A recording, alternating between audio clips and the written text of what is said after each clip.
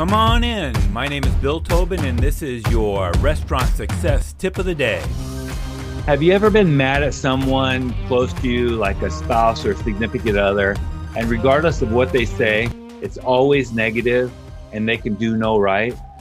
Or maybe it's the other way around and you have someone, a significant other, someone close to you who's upset at you, and it doesn't matter what you say or do, they still are very mad at you and beat you up at every opportunity. This can be a result of confirmation bias. And I'm actually was guilty of this lately.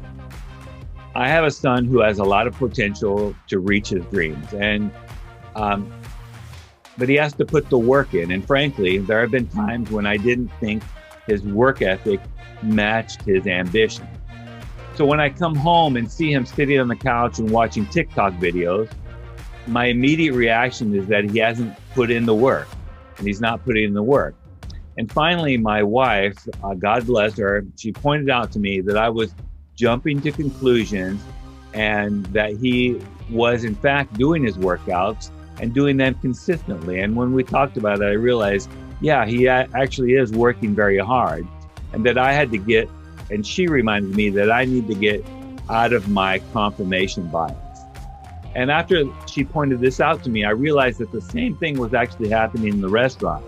We had some managers that were riding select employees relentlessly, while other employees could do no wrong. And unchecked, so even though some employees were doing well, some managers were so focused on them, they only picked out what the negative things that these people were doing. And the same thing with the people that were their favorites. They were only seeing good things for these people, even when they did bad things.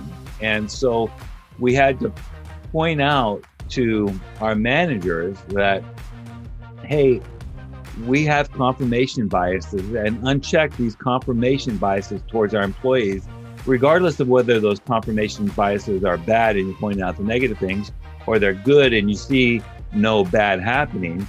It will cause a culture of favoritism and mistrust, and eventually your staff will leave. Instead, you need to learn to question your assumptions about your staff and try to see them from a different perspective. Treat them as the person you want them to become and build them up and give them a chance to succeed. You could actually be the catalyst, or your managers could be the catalyst helping someone to become great. So your task for today, teach your managers to be careful about their assumptions about their best and worst employees. Check their confirmation biases at the door. Now go make it happen. Do you have a comment or a tip for restaurant leaders? Text me at 808-201-0550 or find me at restaurantleadership365.com.